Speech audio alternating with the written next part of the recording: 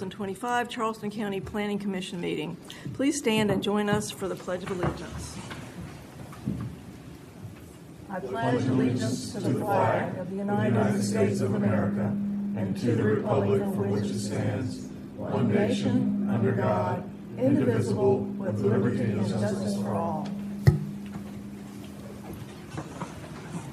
Today's meeting was noticed in compliance with the South Carolina Freedom of Information Act. This commission acts in review and recommending capacity for comprehensive plan amendments, text amendments to the Charleston County Zoning and Land Development Regulations Ordinance, rezonings, and plan developments. The commission has decision-making authority on road name change requests, public project reviews, appeals of administrative decision on final plats and subdivision matters, as well as other matters pursuant to Chapter 29, Title 6, Section 6-29-340 of the Code of Laws of South Carolina as amended.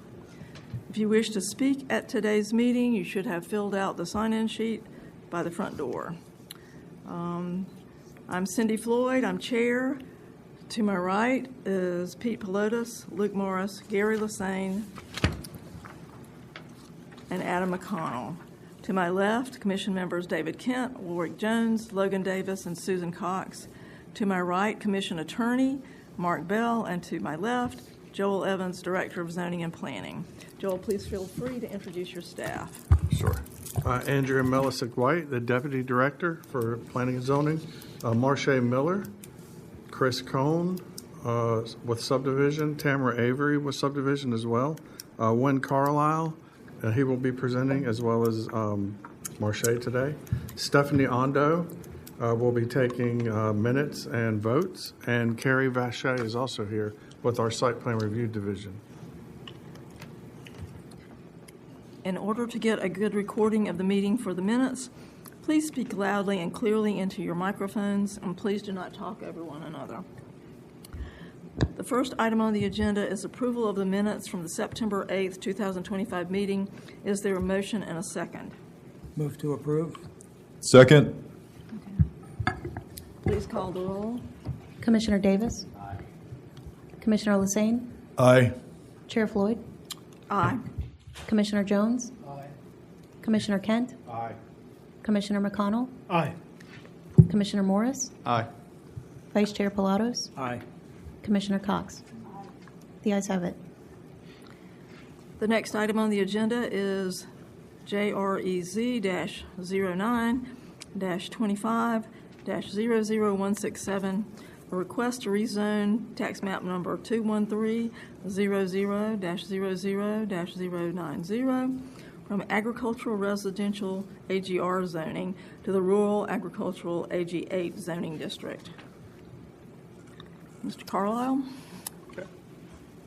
Good afternoon. This is a request to rezone the parcel on River Road. And one moment here.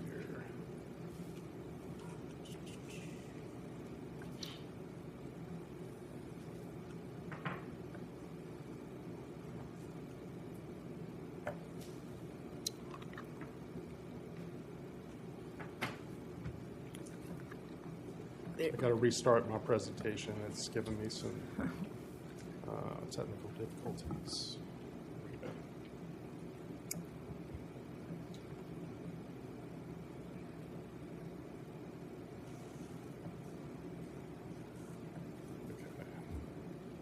Marche, can you? I've got it. Okay. Yeah, sorry. So this is a request to rezone. Well, it's still not working. Sorry. Hold on. So We're having some audio-visual difficulties here.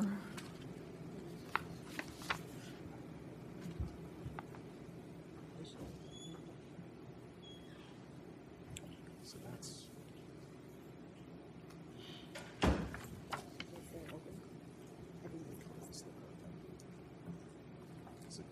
This is the one that's sticking on, even when I open.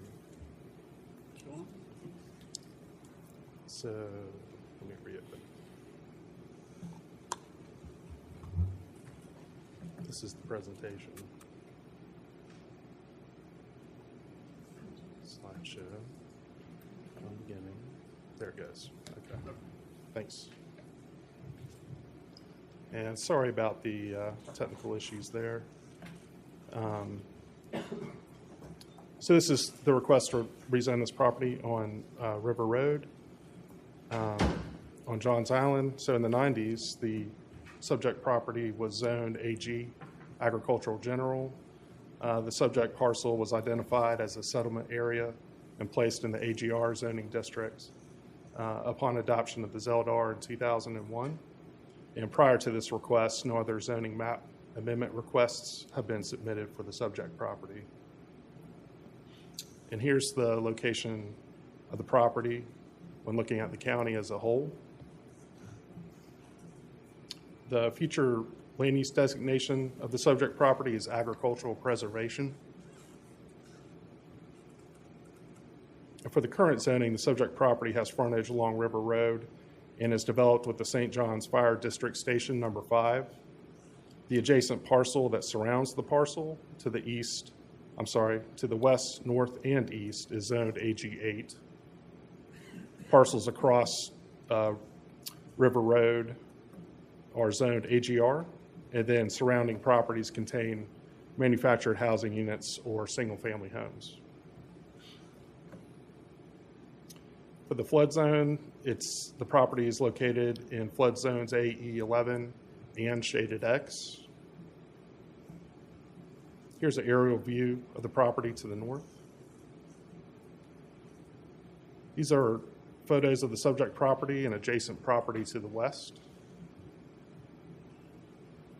And these are photos of parcels across River Road. So this slide shows the comparison of allowed land uses in the current AGR zoning district and the proposed AG8 zoning district. Uses with a C are allowed with conditions, and uses with an S require special exception approval by BZA. The uses in bold are only allowed in the zoning district it is listed under. For the approval criteria, the current and requested zoning districts allow primarily for agricultural uses and single-family residences. In the requested AG8 zoning district, the dimensional standards would remain the same with the exception of the minimum lot areas and minimum widths. And the requested AG8 zoning district would permit a reduction in density. Therefore, this criterion is met. The staff response for this criterion covers previously mentioned information such as use differences, dimensional standards, differences, and density reduction. This criterion is met. And criteria C and D are not applicable. So the staff recommendation, the approval criteria having been met, staff recommends approval. No public input was received for this request, and the meeting was noticed as required.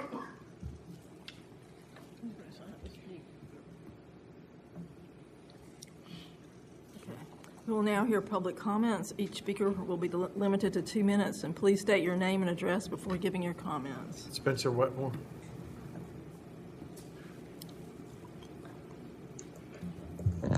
Good afternoon, Chair Floyd, members of the Commission, esteemed Charleston County staff. My name is Spencer Wetmore. I serve in one of my hats as General Counsel for the St. John's Fire District.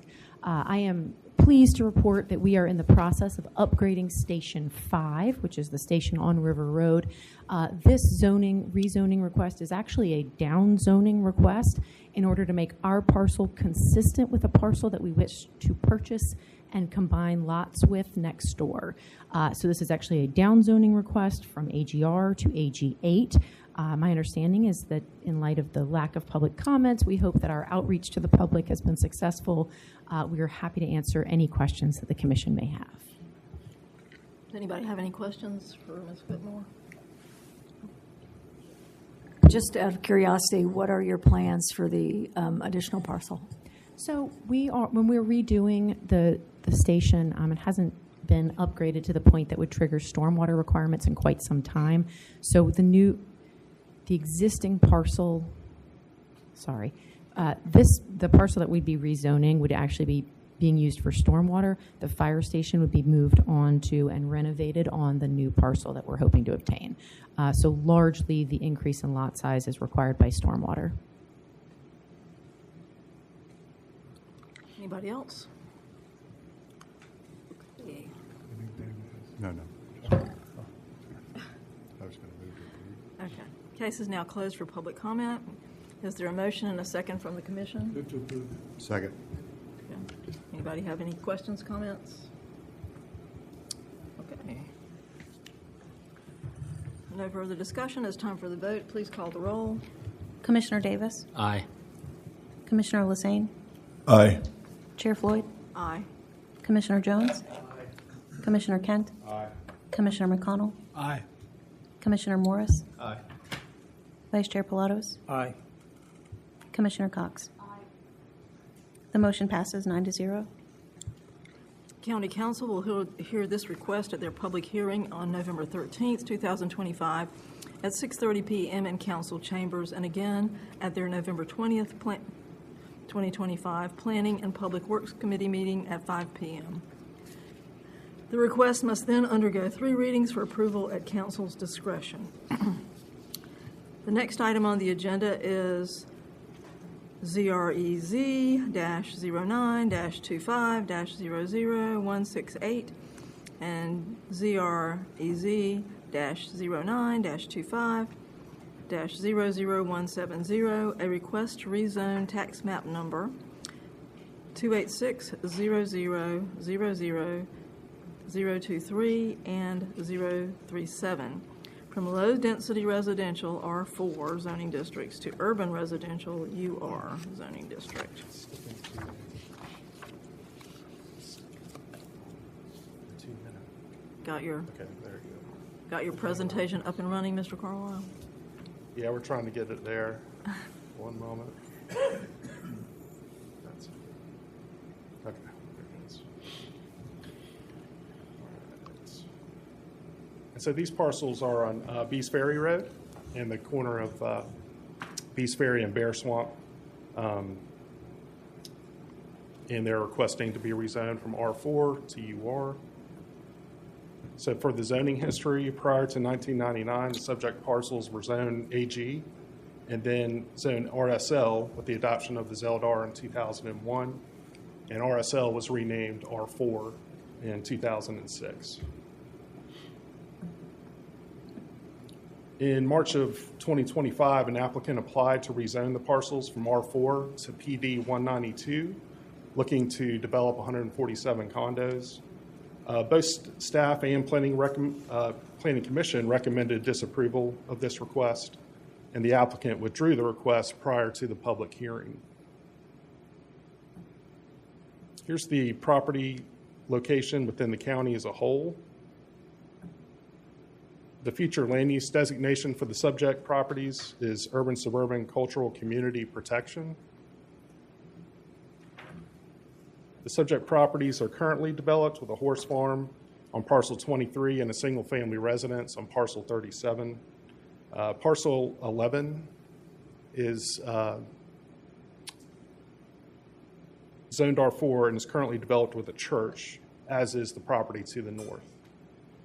To the west is a pump station on a parcel that's zoned R4, and the parcel across Bees Ferry Road is zoned CC and is developed with apartments. And the parcel to the east is zoned part of the Hunt Club PD and is developed with a commercial center. The subject properties are located in flood zone shaded X and AE7 on the west boundary and AE9 toward the east side of the property. Here's an aerial view to the north and to the south. These are photos of the subject properties. And these are photos of adjacent properties. This slide shows the comparison of allowed land uses between the current R4 zoning, which allows 4 dwelling units per acre, and the proposed UR zoning, which allows 16 units per acre. Uses with a C are allowed with conditions, and uses with an S require special exception approval by the BZA. The uses in bold are only allowed in the zoning district it is listed under. So this chart shows a comparison of the density, intensity, and dimensional standards between the current R4 zoning and the proposed UR zoning. The biggest differences are the density, lot width, and building height.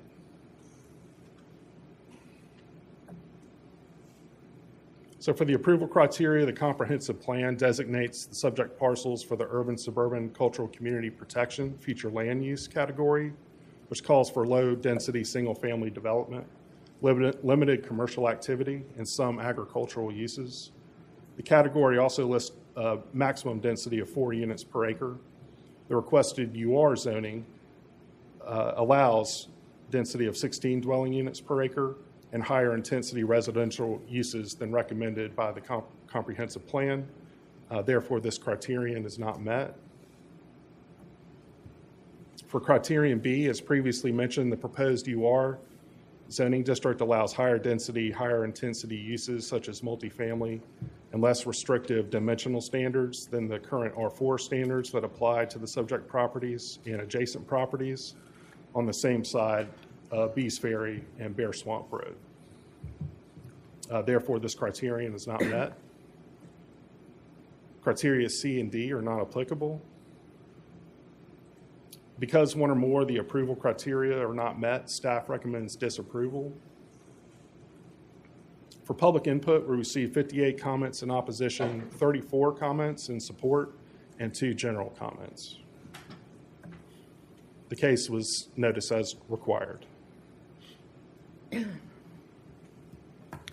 Thank you for that comprehensive report. Well, now, are there any questions for the staff from commission members? Luke? What are the conditions for townhome, triplex, quadplex, and duplex? I noticed that they were conditional uses. Yeah, so let me pull up the use table. Hold on one second.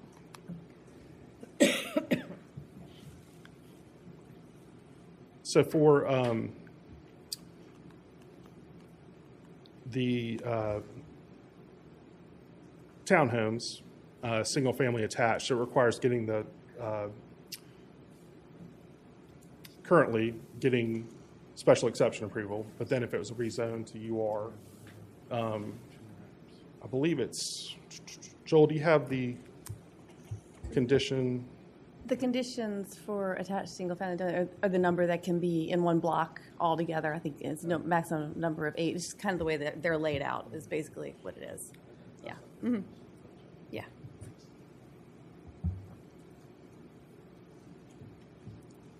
Anybody else? Okay, we'll now hear from public comments. Each speaker will be limited to 2 minutes. Please state your name and address before giving your comments. So we do the applicants first. Yeah, do the applicants. We'll do the applicants first. That's normally what we do. Tony Berry.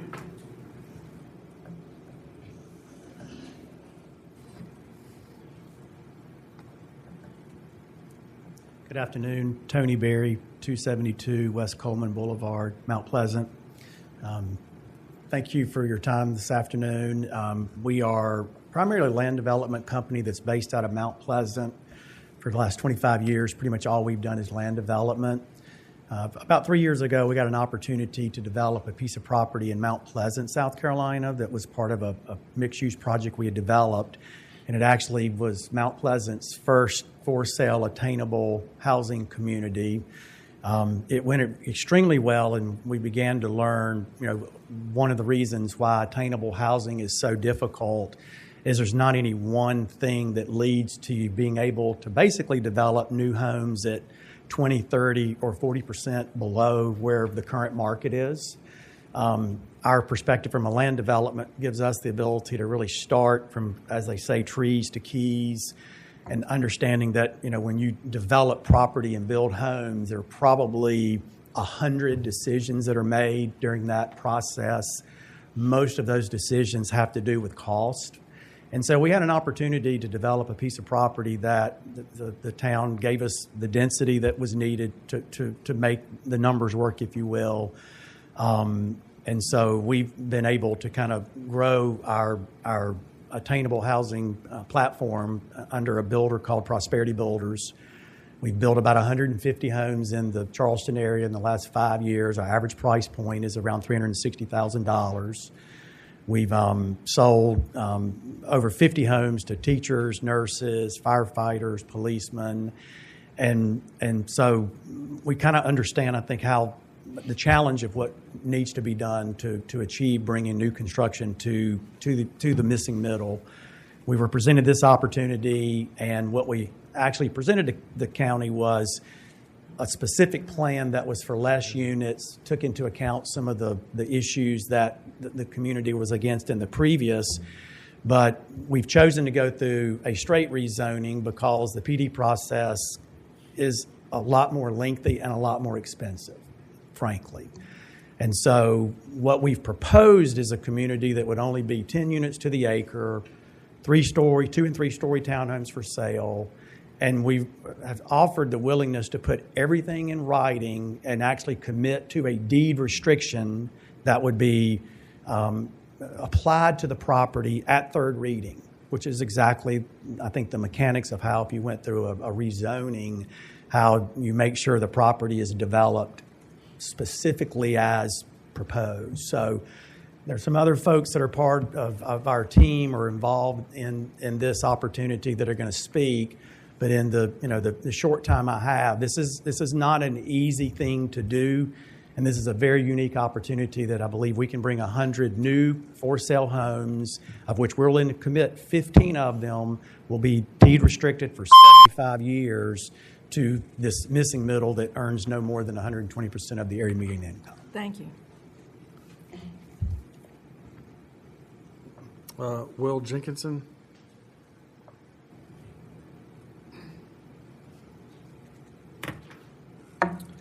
Good afternoon. Will Jenkinson, 250 River Oak Drive.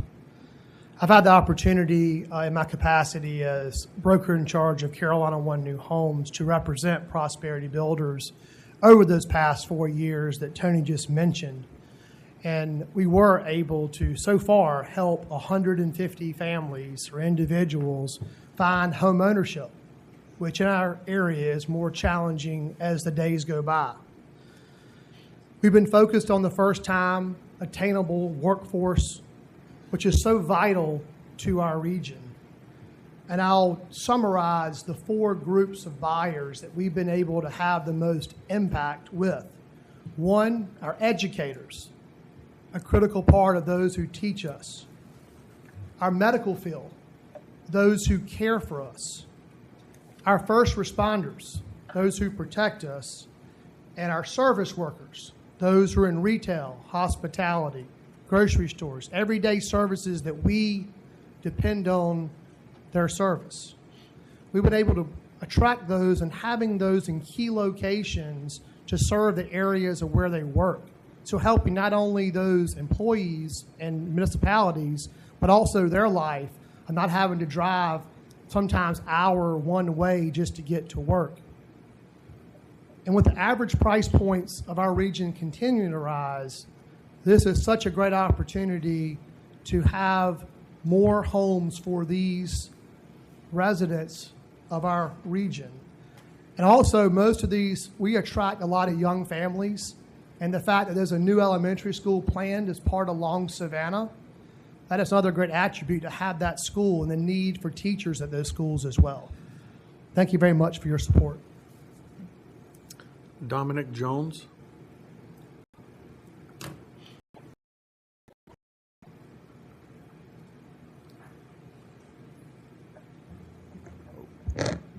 Good afternoon. Dominic Jones, 682 Johnny Dawes Boulevard. Work for Thompson Hutton, the engineer of record for this project. Just want to kind of go over some of the key technical aspects of the project as far as stormwater and traffic. Understanding that this project will fall within a special protection area, and understanding that we will have to follow the Charleston County special protection area policy number 2, which is to peak discharge rates restricted for the 2 and the 10 year storm event, as well as volume restrictions on this project site. and then as well as the traffic concern, we were able to pull the NBR study that was done in June of 2024 that studied actually was 184 multifamily units. And if you look through this study, I won't go through all of the information, but the study shows that with the 184 units, the level of service wouldn't change on the study intersections on Bees Ferry Roadway. Again, we're proposing 100 at this point in time. There is also a stamped set of plans for the Bear Swamp intersection that's approved, and I believe will begin sometime this year or first quarter of next for a right turn lane into Bear Swamp Road and a left, as well as a dedicated right and a dedicated left southbound lane on Bear Swamp Road. So just want to say thank you for your support. Diane Milliken. Good afternoon, Commission members. My name is Diane Milligan. I live at 1134 Idbury Lane in Charleston. This is the second time in just a few months that developers are trying to rezone the 10-acre landmark Storybook Farm, this time into 16-foot wide micro townhomes. And also they'll have additional HOA fees included in the cost of the sale. Why the outcry from the community? Just as the public pleaded and won to save the West Ashley Coburg cow from the new owner's demolition, the icon which decades warned hurricanes were coming and guided visitors to navigate before GPS, the public is now pleading that the county find another purpose for beautiful Storybook Farm. Can you buy it? Can you preserve it? Can you find another public use for it? Its potential should be explored by more sympathetic owners. Storybook Farm has a unique history with West Ashley, and it's part of our community identity. The surrounding life as we have known it is almost gone. The beauty of the edge of Charleston County is evaporating. Those who are fortunate to live here remember when Bees Ferry was 2 lanes, and there were no billboard advertising along the tree-lined road. Now the tree-denuded area around the new red and white Chick-fil-A sign reveals just a portion of the overdevelopment and our loss. This is the second time the developers for Storybook Farm are approaching you to upzone R4 area. Please deny the request. Please help us find a better purpose for this historic site. Thank you. Thank you. Joseph Tecklenburg.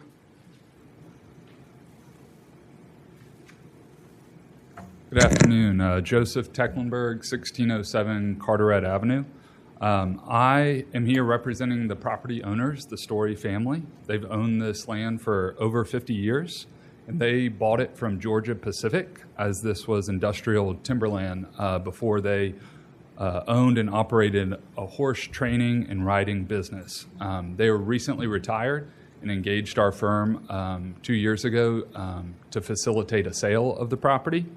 As has been mentioned before, this came before you this year and it was denied because it was too dense, too tall, not enough affordable housing, and the past applicant had a road going through the wetlands. So after that process, we regrouped, the family did, and we wanted to be very selective who we contracted with. We knew Mr. Berry and got connected with him. I would say he's one of the more prolific builders of affordable, attainable housing in our area. And, credit to the property owners for taking a bit of a haircut and going under contract with Mr. Berry to kind of respond to those criticisms that we heard the last time. So we feel this plan addresses those issues.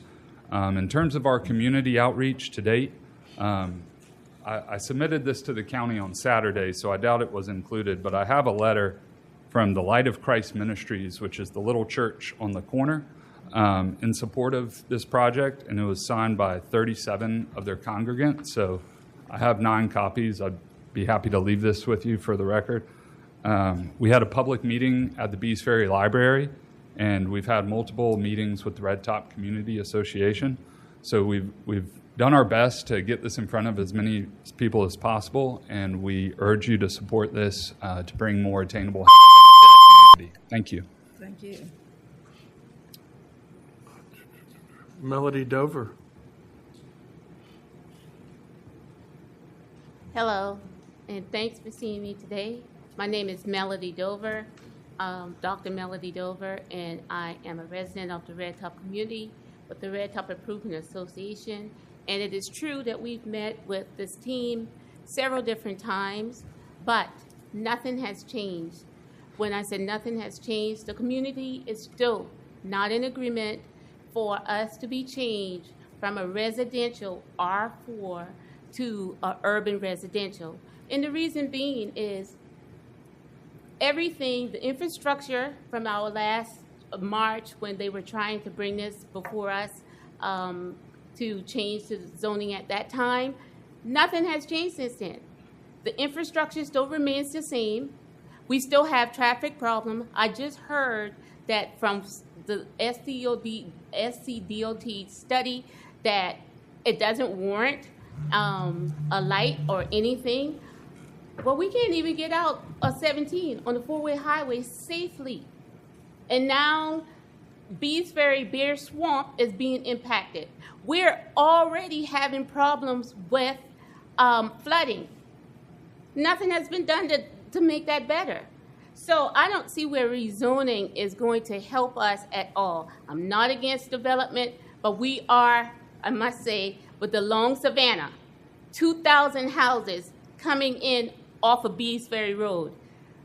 Right down the street, within another mile away, we have another 19 homes coming in. Within that same radius, we have another 11 homes coming in. And then we're talking about another 100 with no infrastructure built up? What about the citizens? I appeal to, I like teachers, I like firemen, I like all of them. They're great. But what about the people who already live there? Thank you. Sam Spence.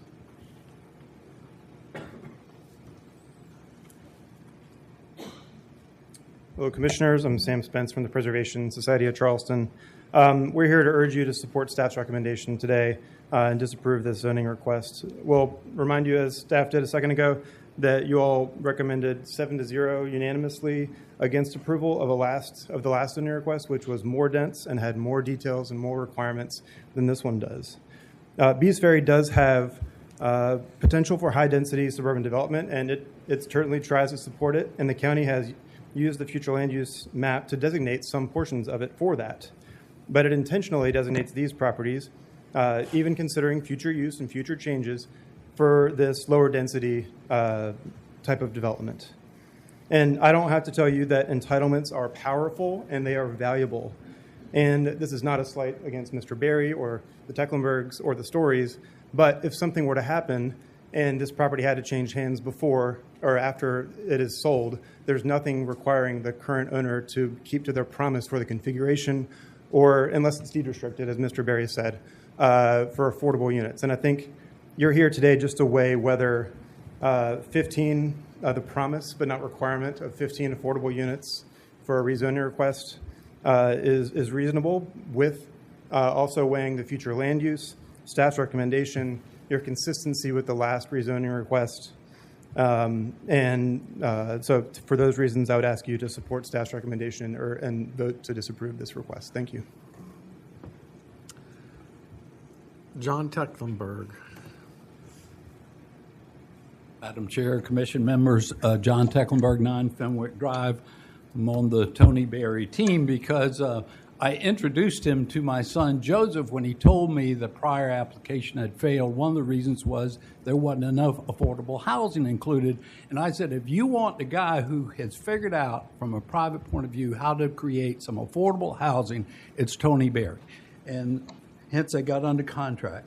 I don't need to tell you, I don't think about the need for some affordable and attainable housing in our community, the whole Tri-County area. The city recognizes it. The county recognizes it in their housing for our future plan, which includes goals and recommendations, many of which are met by this proposed development. So I got to acknowledge that a lot of citizens don't want anything else built. But I got to tell you, I would respectfully review the staff's recommendations, because I'll just put it this way. Bees Ferry Road ain't your mama's Bees Ferry Road. When those comprehensive plan recommendations were made, that was over 20 years ago. Since then, the county and the city jointly decided that Bees Ferry would become a major arterial pathway. And the development is not agricultural and light commercial and single-family residential. You start at Savannah Highway and work your way down. You got Parker's C-Store. You do have the church, which we have their support. You have dense apartments. You got a Circle K. You got a shopping center right next to this property. Further down, you do have some townhomes, and you have some property that city owns that I specifically had the city buy for more affordable housing. It's needed. The bottom line, support the county housing plan. There is a change of conditions. I thank you for your support. And one more, Jeremy Koba.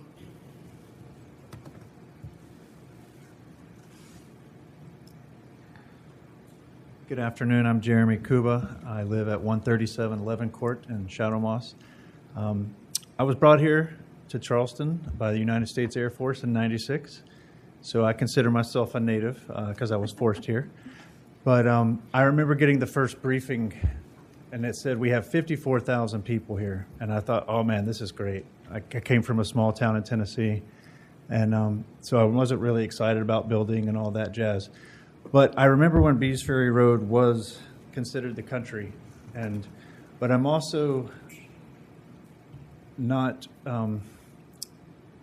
I'd say I'd have to talk about my son for being up here. My son wants to be a pastor, and I've had family members move away because they can't afford it. Pastors are not really talked about, and those people that these houses could go to. And he's going to CSU right now to hopefully one day be a pastor. So we've been talking about how much money you can make as a pastor, and it's pretty dim. And I'd love for him to have the opportunity one day to gobble up one of these houses and live here in Charleston, where other family members have had to move away because it's extremely expensive here. The word has gotten out. There's nothing we can do about it. Everybody loves Charleston in America. We've seen just more than you can handle. I get it. There's terrible traffic. There's this going wrong. There's flooding. I get all that, and I get all the concerns here as well. But what are we going to do for our kids, right? I have a great home that I've lived in for 20 years. If I was to go sell that home right now, I can't find that home elsewhere because I have to spend $800,000 to $1 million when I bought it at $200,000 20 years ago. So now I'm worried about my son and my daughter, her as well. They want to stay in Charleston, but they don't really have jobs that are going to provide for that. So I'm really excited about affordable homes possibly coming to Bees Ferry. Thank you. Thank you. That's it. Okay. Questions, comments? Do we need a motion first? Room for comments, yes. Room for comments, yes. Just questions for staff, no. Okay. Any questions for the staff or? I would just like the first gentleman who spoke, I'm afraid I don't remember your name, but could you talk about the deed restrictions that you mentioned?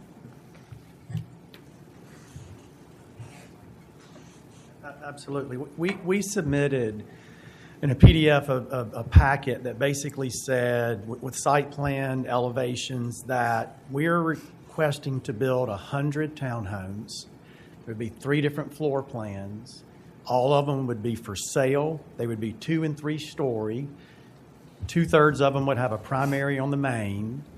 And we would put all of that, we've put it in writing already, but we would have our attorney, Hainsworth Sinclair Boyd, work with the county attorney, and we would prepare a deed restriction that memorialized everything we're committing to, and that would be recorded if county council chose to approve the rezoning at third reading. And so at that time, if something happened to us and we weren't able to buy the property or move forward, you get the same effect that you would get through a PD, is that we would have very specific requirements that we have to meet that's approved. And if something happens to us and we don't do it, the property owner is bound by that. So they would have to find somebody else to do it. If they couldn't find anybody else to do it, then they have to come back before you to get it rezoned if the property's not developed that way. What would the income numbers be for the restriction? So that we were proposing to build 100 new townhomes, Yes, of you which said that. 85 would be market rate and 15 would be attainable. We would limit the income on those 15 to those that earn no more than 120% of the area median income. We will likely have some 80s and some 100s within those 15 that we would be building. With an attainable buyer, it's at the end of the day, it's all about down payment and monthly payment. And, most of our buyers are needing to have a monthly payment in the $1,700, $1,800, maybe $2,000 a month range. And our platform is not just about the price of the home. It's also the financing and having down payment assistance. It truly is a holistic approach, but it would be, the buyers would be on the 15, they could not earn any more than 120% of the area median income. That 75-year deed restriction that would follow the property would state that when you get ready to resell your home, there's a limit to what your selling price could be, and you would have to sell somebody that earns no more than 100 or whatever income you are at that time. And we contract with Origin SC, which is one of the oldest nonprofits in the state of South Carolina. That's who does all of the income verifications for us, and that's who does all of the resale calculations after we've sold the last home, turn the community over to a new HOA board. They're a third-party nonprofit that enforces and manages that attainability covenant for the next 75 years. And where's your project that you mentioned in Mount Pleasant? So Gregory Ferry Landing was the I know first where it one is. we built. Yes. We have a second one in Mount Pleasant called Townsend Carolina Park. That's a cataquadrant from Costco. That's 100 new townhomes. We have a community off of Ashley River Road, Bermuda Point Towns. It's actually a public-private partnership with the Charleston Redevelopment Corporation in the city. And then we built 72 market rate townhomes on Clements Ferry Road, but they're priced in the 340s to 370s. They have moved up, but those are not even income restricted, but still our buyers have been this missing middle that there's just virtually no new construction, south of 17A for under $500,000. Thank you. Someone earlier mentioned that when you just said you were going to turn it over to an HOA. Does your $2,000 a month include any HOA fees? No, ma'am, it does not. The HOA fees are usually around $250 to $275, but the majority of those HOA fees goes toward insurance and goes toward landscape maintenance. So people that would still be paying $1,700, $1,800 a month in a payment are still going to have insurance that they have to pay on top of it. I've got a question. This question would be for your team as well, Mr. Barry. Out of the 10 acres, are you guys proposing to use the totality of that acreage, in specific the area around the church? I noticed the way that lot's laid out, you've got the church that kind of sits in a little pocket. Right. So we are not. So out of the 10 acres, we've committed to not connect to Bear Swamp Road. There is a wetland that is right behind Light of Christ, fronting Bear Swamp. We are committing to not impact that wetland whatsoever. I think our stormwater and understanding what the stormwater requirements are going to be, I think we're setting aside about 20%. 15%, call it 15% of the property will be in detention ponds. And then we've met with the church, and we have committed to work with the church on improving the parking area that they have, assisting them on a curb cut to Bear Swamp, and deeding them the property where their parking lot is if we're successful and able to move forward. So this proposed project would not have vehicle traffic coming on and off of Bear Swamp Road? Correct. Okay. Correct. Thank you. Mr. Pelotas? I guess question for staff. So the max density under UR is 16 units per acre. I guess the first question is, with this being a 10.86 acre parcel, and seeing that multifamily dwellings are not conditional, they're proposing 100 units, but am I incorrect or correct in thinking that it could be upwards of 160 units would be technically allowed? And Yeah. again, and the second question, with what they're proposing for the deed restrictions, is there any way to tie the zoning approval to that? I think we've asked before, and I know that answer, but wanted to put it out there. The first question, yes, they would start out with a possibility of a number of units of 16 units per acre of highland.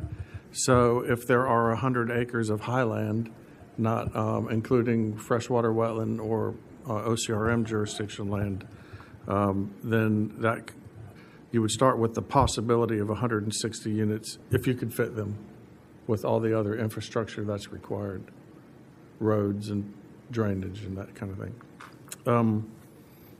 So the 100 would be less than that. The other question about deed restriction, I don't think that the Planning Commission can condition their approval of a rezoning with a deed restriction. Beyond that, I'm going to leave that up to the county attorney and county council of how they want to try to deal with it if it gets to county council level. But I know that this body should not be approving a deed restriction as a condition. Right. Anybody else have any questions, comments? Luke? Nothing? I'm waiting to hear from you. Okay. All right, do we have a motion and a second? Move to approve staff recommendation. Second. Can I speak? No, wait, that's a staff recommendation? Yep. Oh, that was denial? I retract my second.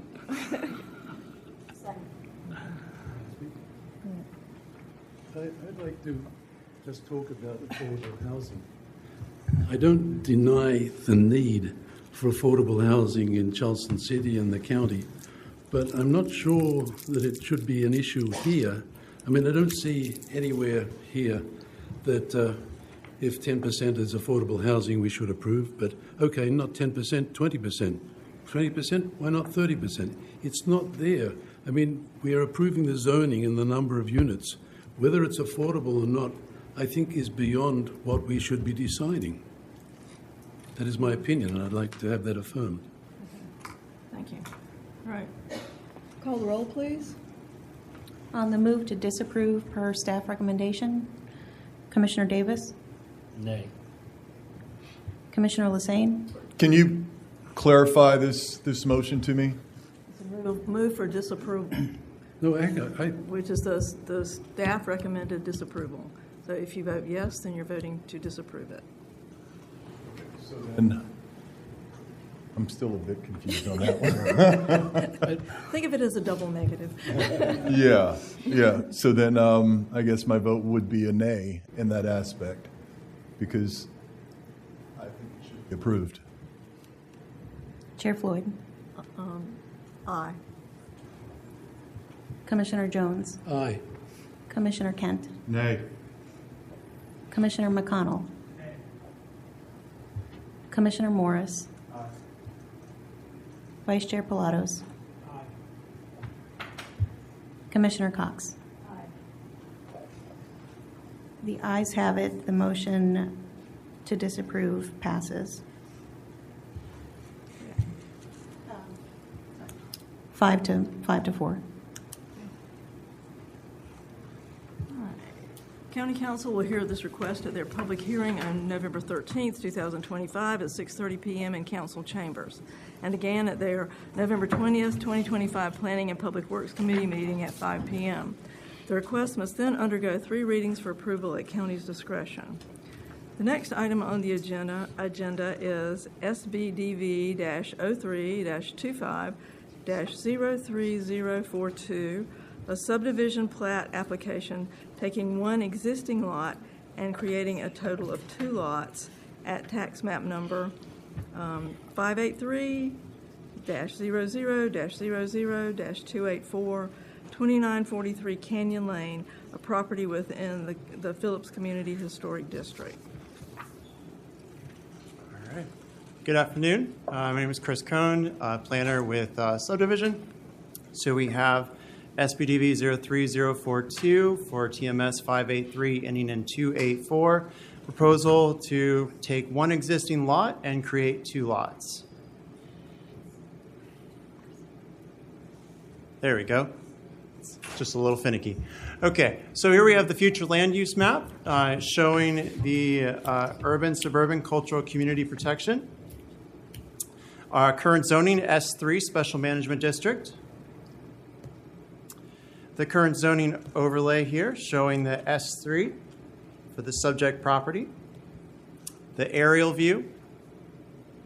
The Phillips Community Historic District designation. The FEMA flood zone. And then here we have the site photos looking at the property on Canyon Lane and directly across. Looking to the left and to the right on Canyon Lane. And then the alternate on Highway 41, looking at the property and then looking directly across. And then to the left and to the right. Here we have the approved plat. Then according to South Carolina State Law, Section 6-29-340, functions, powers, and duties of local planning commissions. Regulations for the subdivision or development of land and appropriate revisions thereof, and to oversee the administration of the regulations that may be adopted as provided in this chapter.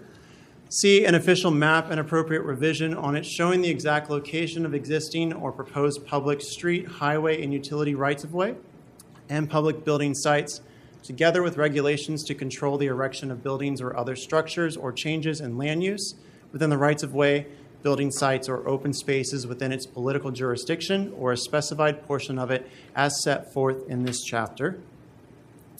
The purpose, in order to encourage the preservation of the historic character of historic properties and historic districts, preliminary minor subdivision plat applications as defined in the Charleston County Zoning and Land Development Regulations Ordinance for historic properties/districts and properties located within 300 feet of the historic properties/districts must be evaluated by the Commission prior to final determination by the Charleston County Planning Commission.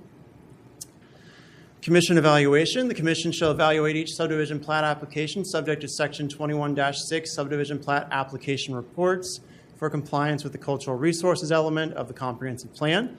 The Commission shall provide a report on the application of the Planning Commission that addresses whether and how the application is or is not consistent with the goals, objectives, and policies of the cultural resource element of the comprehensive plan. A majority of the HPC members present and voting required. The Commission shall not defer a subdivision plat application, and applicable notices were posted. Newspaper, community interest, neighbor, and parties and interest notice of the Commission meeting shall be provided in accordance with the requirements of Section 21-8 notices of this ordinance. Charleston County Comprehensive Plan 3.4.3 Cultural Resource Element Goal. And then we have the criteria, CR1 through CR5, CR5 through CR10, and CR11 through CR15.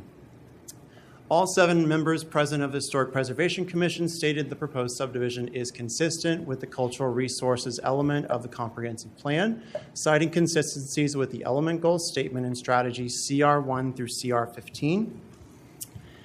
The element goal, cultural, historic, and archaeological resources, unique settlement patterns of traditional low country communities, such as historically African American communities and family settlements, and traditional activities such as sweetgrass basket making, should be preserved and protected from potential negative impacts of growth and development, CR1 through CR15 cited.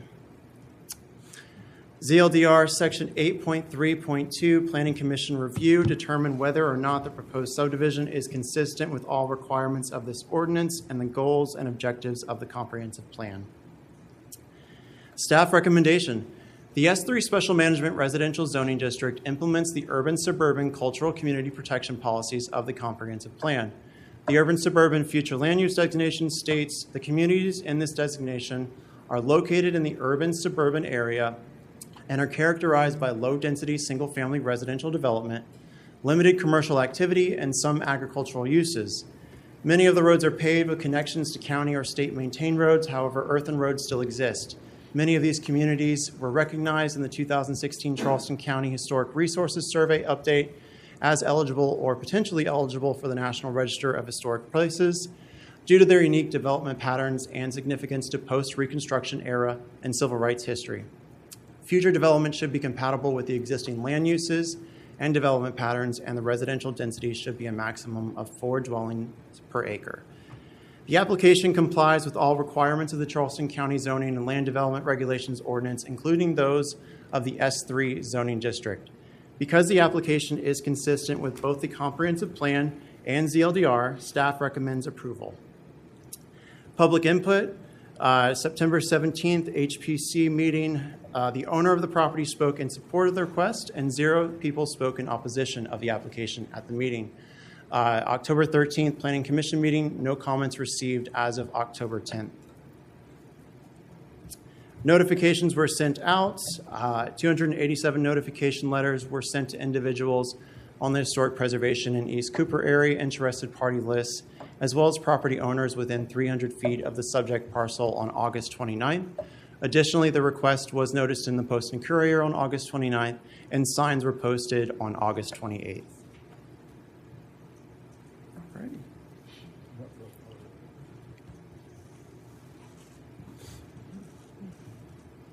Okay, thank you for that report. Did anybody sign? Nope. We don't have any public comment. Oh, hold on just a second. Someone did, excuse me. Oh, they didn't sign up to speak, though. Lawrence Snipe, you didn't want to speak, right? Okay, just want to make sure. All right, no, you're good. All right, any questions for staff? Yes. What's the acreage of the parcel? So the total acreage is 0.99 acres with Lot B1, and I can bring it up, show you the plat. I just can read it on the plat. Yeah, I understand. So the total acreage was 0.99 acres. Lot B1 is 0.41 acres, and Lot B2 is 0.58 acres. Anything else? Got a motion and a second? I'd like to put forth the motion for approval based on staff recommendation. Second. Commissioner Davis? Aye. Commissioner Lassane? Aye. Chair Floyd? Aye. Commissioner Jones? Aye. Commissioner Kent? Aye. Commissioner McConnell? Commissioner Morris? Vice Chair Pilatos?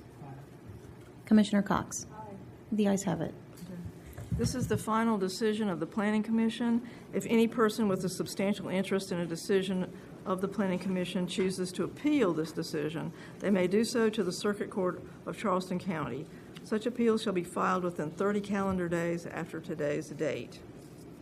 The next item on the agenda is another subdivision, 06-25-03141, a subdivision plat application taking one existing lot and creating a total of 2 lots at tax map number 583-00-00-041. This is also in Canyon Lane? Yes, Is yes. that right? That's another Canyon Lane one, yes. Okay. Yep. Okay, that's 2948 Canyon Lane, a property within the Phillips Community Historic District. And so, Mr. Cohn, or? No, Tamara Avery. Oh, It's okay. it says on here, it says Chris Cohn. Sure. Okay. Hi, I'm Tamara Avery with the subdivision staff. I'll be presenting SPDV case 03141. So the property is also located off of Canyon Lane. This is the future land use map reserved for cultural community protection. The current zoning of the property is S3. And there is a zoning map of the property. Here's an aerial view of the property. The historic preservation overlay. And the FEMA flood zone, shaded X. These are views of the property. And again, down Canyon Lane.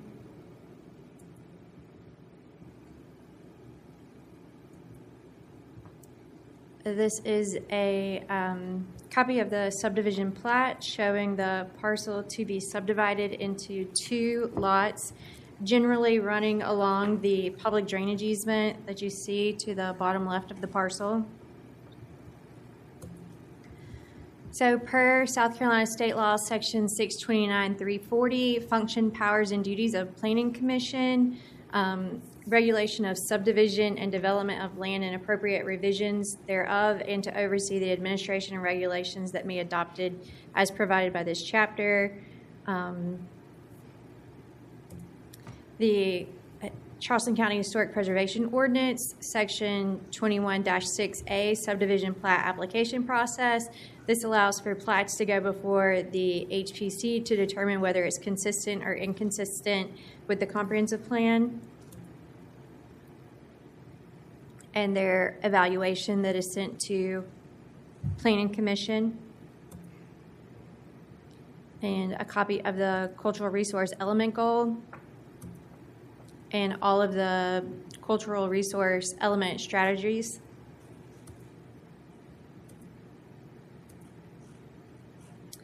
So the Historic Preservation Commission did review this application, and they stated that the proposed subdivision is consistent with the cultural resource elements of the comprehensive plan, citing consistencies with the element goal and strategies 1 through 15.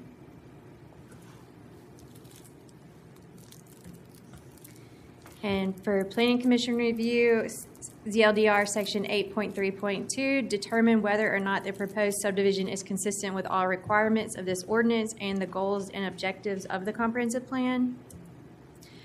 So staff recommendation is approval based on the ZLDR and the S3 Special Management Residential Zoning District implementation of the urban suburban cultural community protection policies of the comprehensive plan. And public input, the owner of the property spoke in support of the request at the HPC meeting. 0 spoke in opposition, and no comments were received for this meeting of October 10th, 2025. And notifications were sent out per requirements. 287 letters sent to the Historic District East Cooper area and interested parties list, posted in the Post and Courier, and signs were posted on the property August 28th, 2025. Thank you for that report. Commissioners have any questions for staff? No speakers. No speakers. That's for the other thing. No questions? No speakers, no. Okay. Have a motion and a second? Move to approve. Second. Call the roll, please. Commissioner Davis?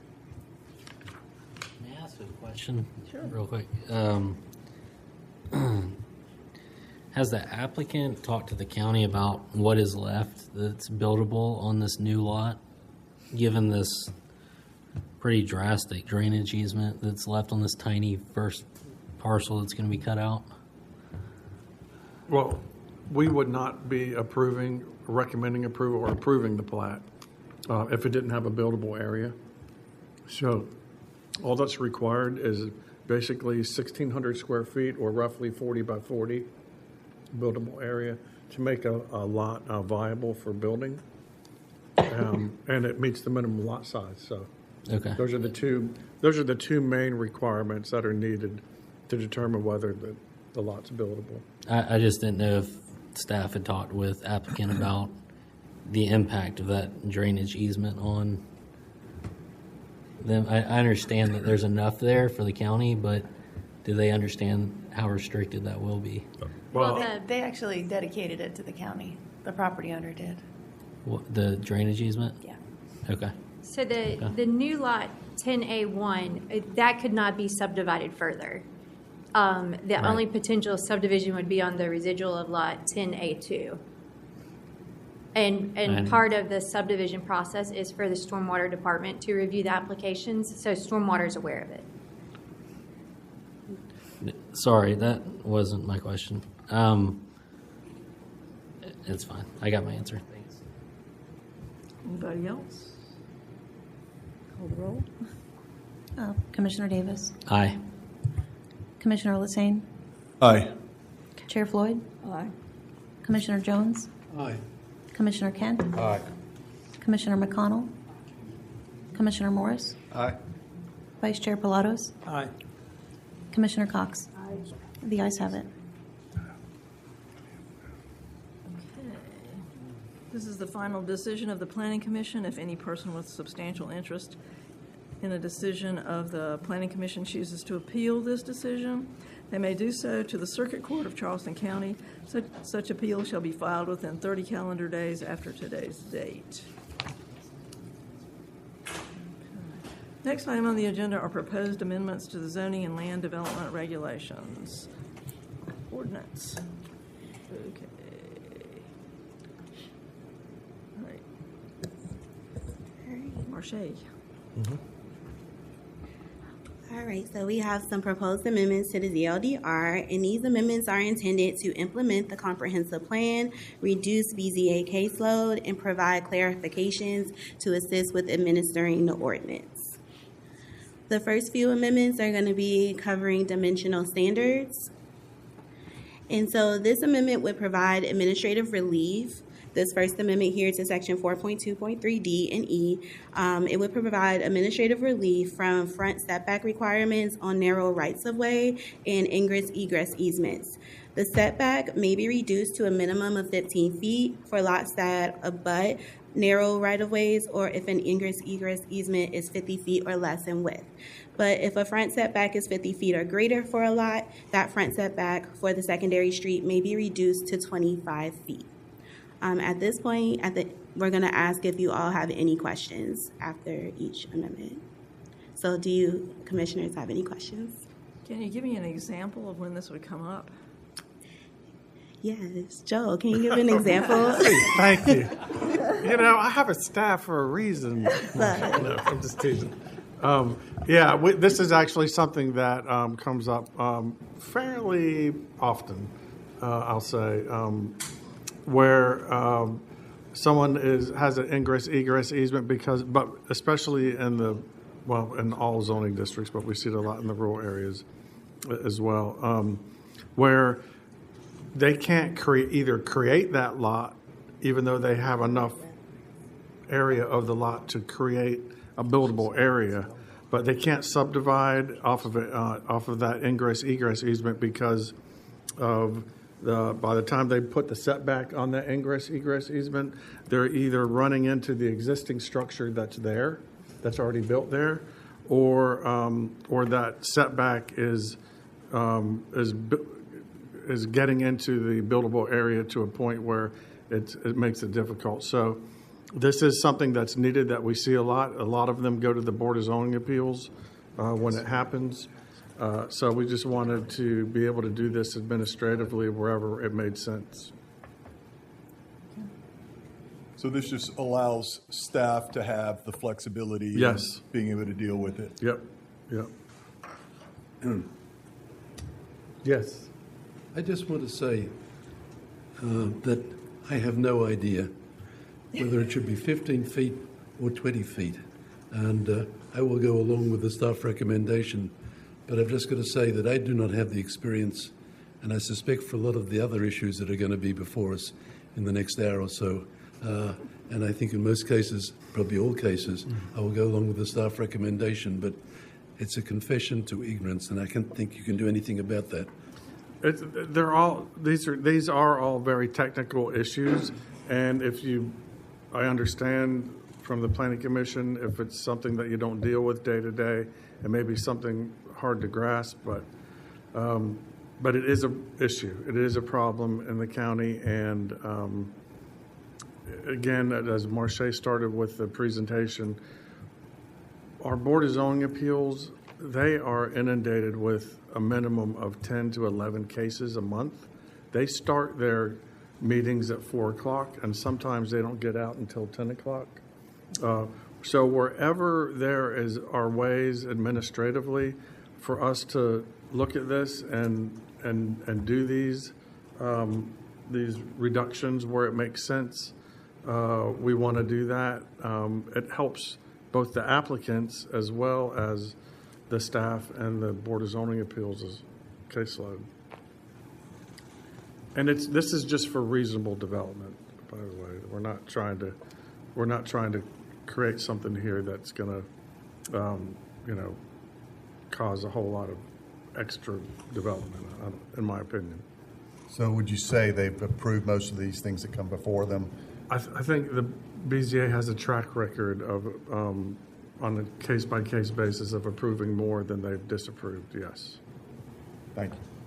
Just out of curiosity, would this be an issue, particularly the ingress egress, like with the flag-shaped lot that we just saw, that kind of thing? Yes, it could. The flag lots they're different than an ingress egress easement. An easement can look like a flag lot, but the property boundary does not go all the way to the road and the flagpole at the narrow part. In an ingress egress easement, that flagpole belongs to the property owner that's on the road to begin with. Okay. And that they're just providing an easement beside their house to get to the lot that they're creating behind their house. Gotcha. Do you see the difference? Yes, I do. Yeah. Thank you. Yeah. And we don't have a lot of, the other one of the right-of-ways, we really don't have a whole lot of right-of-ways that are less than 50 feet anymore. Occasionally we do come across them, but the majority of the right-of-ways in the county are 50 feet, whether or not they're a county road or not. Or state road or not, yeah. It's thanks to me, Yes. Well, and the stormwater, Public Works is, they're real, 50 feet's needed. When you do the 20-foot travel way and then have the proper drainage on either side of the road. Right. And that's the key, is that proper drainage on either side of the road in Charleston County. Otherwise, your roads flood. Sometimes they do anyway. Sometimes they do anyway. Right. But without that, they really will. Yeah. Yeah. Okay. So the making next. a motion on these individually? Yeah, so we're going to move through all of these and then vote? I hope so. Yeah. Well, okay. Works for me. That's fine. Yeah. So the next amendment covers setbacks on double frontage lots. Here, we are allowing front setbacks to be administratively reduced on one of the street side lot lines in the R4 and UR zoning districts to allow property owners greater flexibility in developing on their properties. Does anyone have any questions? Nope. The next amendment is going to be for parcels that are within the limited commercial district of the Johns Island Maybank Highway Corridor Overlay Zoning District. Here we're clarifying that the R4 minimum lot size is required for single-family detached residential development. This is currently how staff administers the ordinance. It does. We don't have one, actually. Right now, there isn't There's one. So we've been doing our best to apply what makes sense. We want to codify this and clarify it now.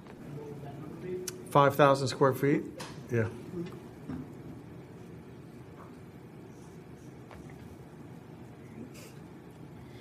The next set of amendments have to do with accessory dwelling units, accessory uses, and structures. So this first amendment will apply to accessory dwelling units on parcels which contain or abut an OCRM critical line. So currently, ADUs are allowed to be placed in front of a principal dwelling unit, and this amendment is going to clarify that a variance is not required to place that ADU in front of the principal dwelling unit. As well, the current ordinance outlines minimum setback requirements for placement of an ADU to the side and to the rear of the principal dwelling unit. Here, we're proposing to add setback requirements for an ADU placed in front of a principal dwelling unit, as well as simplify requirements for administration of the ordinance and public understanding of the ordinance. Does anyone have any questions? This doesn't mean we're not going over the critical line. No. Okay. No. And where we see this a lot in the OCRM areas is that, as you know, if you're fortunate enough to have a waterfront property and you build your house, you always build your house as close to the water as you can. Or you used to. You're used to, right. We have setbacks for it, and we have pretty good in the rural areas. The setbacks are pretty hefty. But once you do that, there's not a place to put an accessory dwelling unit. Now, if you're not waterfront, you have a tendency to put the house up toward the road. But I just wanted to make sure we weren't suggesting that the critical line was automatically breached. No. When we say in front of, we mean between the street and the house. Yes. Yeah. Yes. Right here, we're adding a graphic illustration to demonstrate how an accessory structure can be connected to a principal structure in accordance with the ordinance requirements. Thank you. Graphics are good. AI did that. Oh, okay. Whoever. Thank you, AI. We asked it to do it. Oh, really? Yeah, so you can thank us. And they did it right? Yeah, I did it right. Good job. We won't get into it. All right. So this ordinance is clarifying that ADUs are allowed to meet the maximum building height in the zoning district for which it is located, and we are also amending the AU definition in Chapter 12 accordingly. Any questions? Can it be, as it stands right now, can it be taller than the principal structure? Yes. This is the problem we're running into, is that a lot of the principal units are one-story brick ranches, and the height, it's been this way for 30 years as far as I know, maybe longer. The height maximum is 35 feet, and a lot of times people want to build their ADU above a garage, and that automatically puts it above the one-story brick ranch. So, and sometimes in that case, the brick ranch becomes the ADU, and the ADU becomes the principal when it's bigger than what is there. We've run into that before. So, this helps us clarify all that. Just takes all that anxiety of administering that part of the ordinance away by just saying, hey, ADU or principal, it can be the maximum height. So you just pick one. Right, you pick one, right, yeah. Yeah, that's the way we've been doing it. Yeah. All right, so for this amendment, we've had some concerns that have been raised about the placement of dumpsters in ag districts in the proximity to adjacent properties. So this amendment is proposing to add regulations for dumpsters as an agricultural accessory use and permitting them under the following conditions. They have to be screened from view of the adjacent residential dwelling and the street. They have to be placed a minimum of 200 feet from adjacent residential dwellings, and they must comply with the setback requirements of the applicable zoning district. Any questions? Setback requirements there's a set of setback requirements for the dumpsters?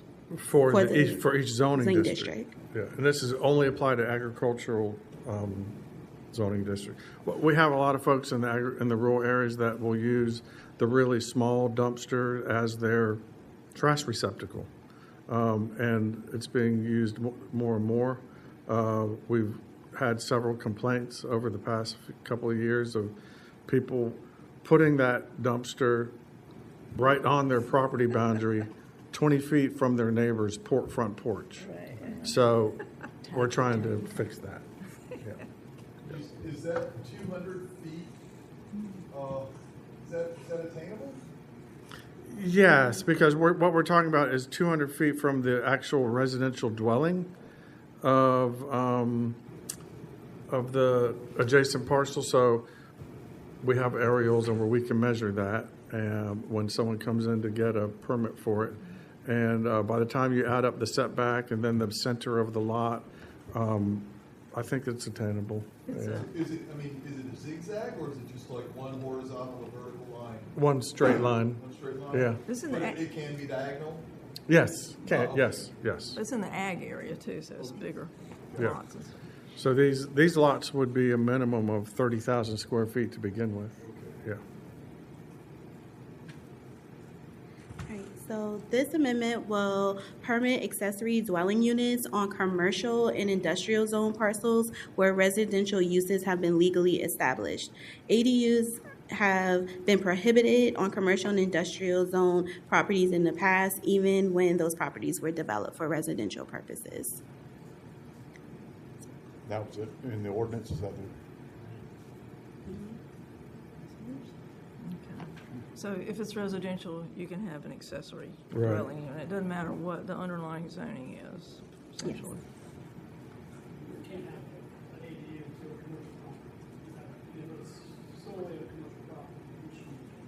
Right. In some cases, you can have caretakers' residences in some of our uses, but in general, no ADUs if it's commercially used.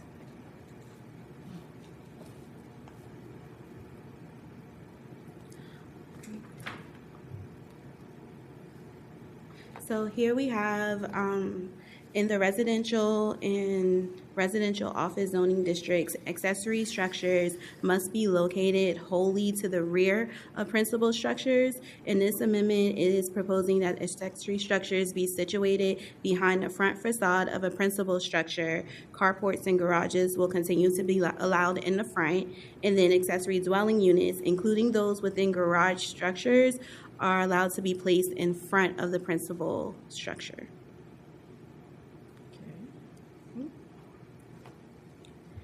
Now, this amendment here clarifies that detached accessory dwelling units are required to have separate electric meters, which ensures consistency with the building code requirements, which does prohibit the sharing of electric meters between detached dwelling units. Now here we are proposing to add a new section which will allow agritourism as an accessory agricultural use. Agritourism is a way for farmers in the rural area to diversify their income and draw visitors through farm-related education and recreation programs. This amendment includes adding a definition for agritourism to the ZLDR, allowing agritourism as an accessory use in the AG 15, AG 10, and AG 8 zoning districts, and allowing it by special exception approval in the AGR zoning district. And here are requirements for establishing agritourism as a use.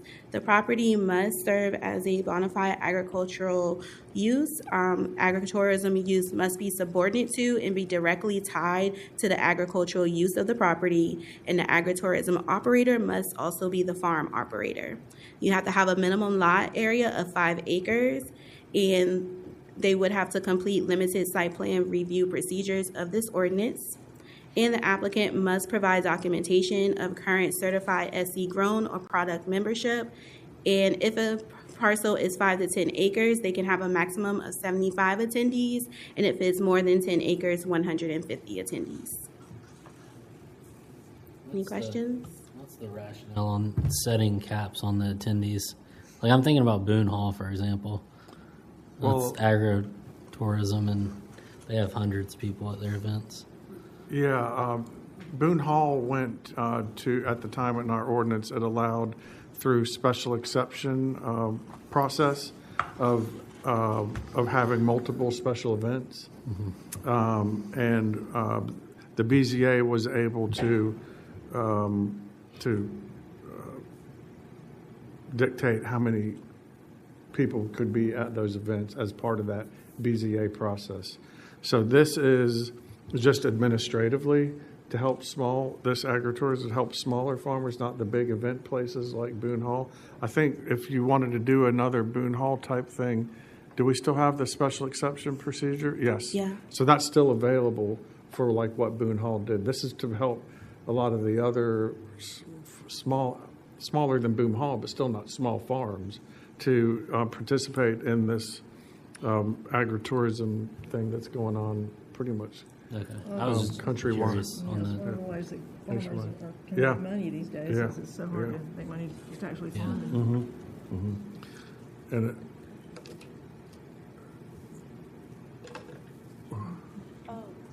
Yes, so prior to this meeting, this morning, we did receive a petition in support of the agritourism amendment here. It had 848 signatures. in support. In support. Yes. Wow. Yeah. Yeah. Well, actually, I was going to pause right here, Marche. Is this the last slide for the agritourism? Yes. Okay, yeah. If you don't mind, council members, a pause, planning commissioners, a pause here for a minute. We did get one person to speak up for the Zeldar amendments, and it is Christina English, and it is particularly on this topic. So, Christina, you've been sitting so patiently, and I was like, I cannot end this meeting and forget to let her speak. So I'll let her. And staff met with Christina and her husband, and discussed. Well, he's like my brother, not my husband. Okay, Family relation, yes. Sorry. Anyway, sorry. It's okay. Let's stop talking. We're not Arkansas. Well, yeah, we're not. Good afternoon. I'll let you all.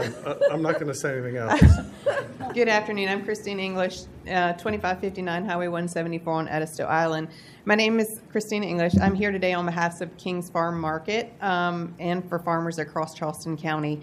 Our family has farmed on Edisto for 5 generations. We grow vegetables, raise grass-fed cattle, and provide our community with fresh, local, and food straight from the fields. In addition to our farm, we operate a farmers market, which provide locally owned produce and products directly from our farms to our Edisto community. Recently, we introduced a tractor-pulled food trailer to share simple meals and samples made that we grow directly from our farm. To us, this was naturally just an extension or an accessory to our farm, but we're informed when we came for permitting and received our DHEC approval that it wasn't considered an accessory use.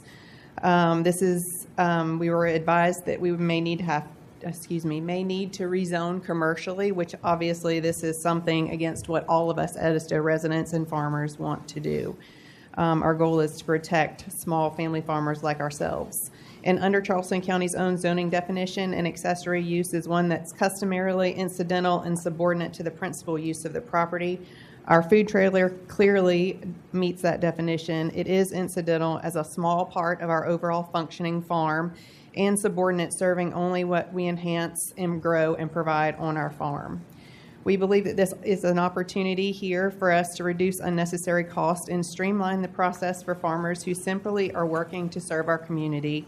We are asking for the freedom to farm fully, to use the property for reasonable farm-related activities and sustain both our operation and the community we serve. We utilized the 50 days of the special events permits that Joel approved, and we were able to gather 848 signatures in favor from neighbors, residents, local leaders who agree. Our community stands with our farmers. So today, I respectfully ask the council to stand with us to support the policies that allow legitimate farmers to operate on agricultural accessory uses on agricultural land. Simply, this will change and protect our landscape, support our agritourism, and help us keep family farming alive in Charleston County. Thank you for your time and for supporting local farmers and the families behind them. Thank you. This could be a record. Yep, that's it for speakers there. Thank you, Christina. Number of petitions for. Oh, yeah, 800 something, yeah. Yep. Okay, we've got short-term rentals. Yep, so our next section pertains to short-term rentals. So here we are proposing to require a site plan drawn to engineer scale that shows existing and proposed conditions, including parking for all STRP application submittals. Currently, site plans are only required at the discretion of the zoning and planning director. This amendment will make it required for all STRP application submittals. Then we are proposing to remove the requirement for the affidavit for short-term rentals, STRP zoning permits, annual renewals to be notarized. However, signed affidavits by the applicant will still be required as part of the annual permit renewal process. And then the last section is of removing the regulations regarding amortization of non-conforming short-term rental properties, since that amortization period concluded on July 24th of 2023. And then our next section is going to cover landscaping, screening, and buffers. So this amendment is to clarify that the Type C buffer is required along Hungry Neck Boulevard, and this will make it consistent with the Mount Pleasant Overlay Zoning District. And here we are looking to permit the reduction. So this is for permitting the reduction of land use buffers to a minimum of 10 feet when utilizing inverted islands. A 6-foot fence or wall may be required at the discretion of the planning director, and we are looking to add a definition of inverted islands to the ZLDR as well.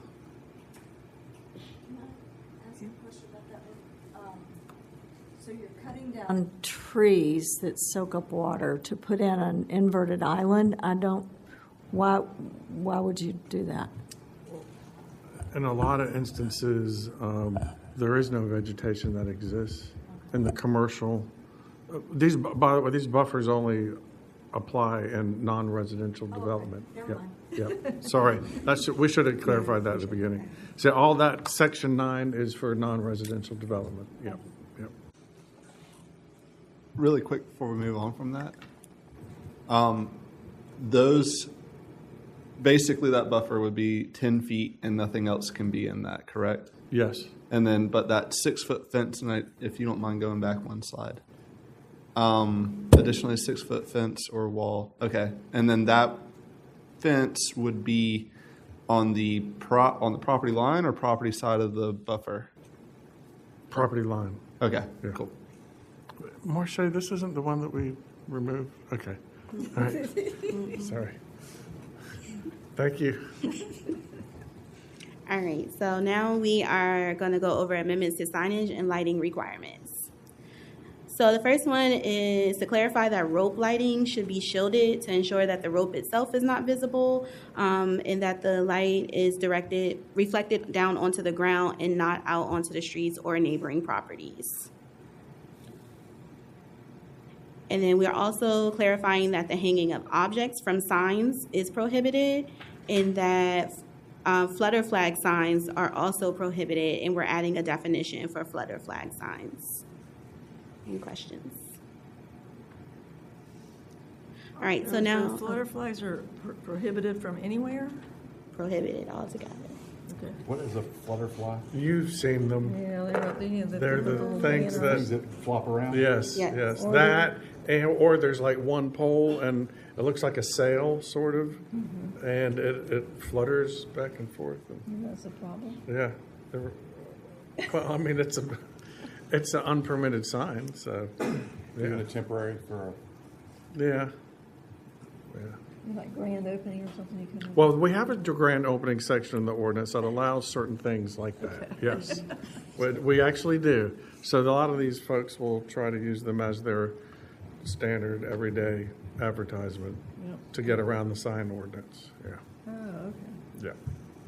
I've got a question with the rope lighting. It's like sometimes that's used in like restaurants and cafes and stuff for their outdoor seating. So you're basically suggesting that that's eliminated and that's possible. They'd be How do you screened. shield that and actually use it for Go ahead. This comes from our site plan review staff. Yeah, they just want to see them shielded, make sure they're facing downward. I mean, I know what you're saying. I understand that. But, yeah. If you, Yeah, well, if I guess essentially you'd have to like build like a valance, Yeah. like a valance, Yeah, right? valance. Yeah, Yeah. yeah. So, Or have something so that the bulb isn't. that's up to the planning commission on this one. I'm going to leave it up to Yeah. y'all. It'd essentially just be like a downlight. What is there? Would it be visible from the street, and how would you enforce that? Well, that's what we're talking about from the street. So if you put a valance on it, then you'd only be visible from when you're sitting under it, right? So I do want to got a bone to pick with that one. Yes. As an architect, we figured that there would be some folks. I've had projects where site lighting becomes an issue because of the shielding requirements essentially behind them, and a lot of that problem is the height at which that lighting is, and it's like, well, you have to. The light source has to be visible in some way in order for the light to make it to the ground. And I understand that a lot of this is driven by this attempt to avoid light pollution from one property to another. Obviously, with rope lighting, I don't think that that's quite as possible.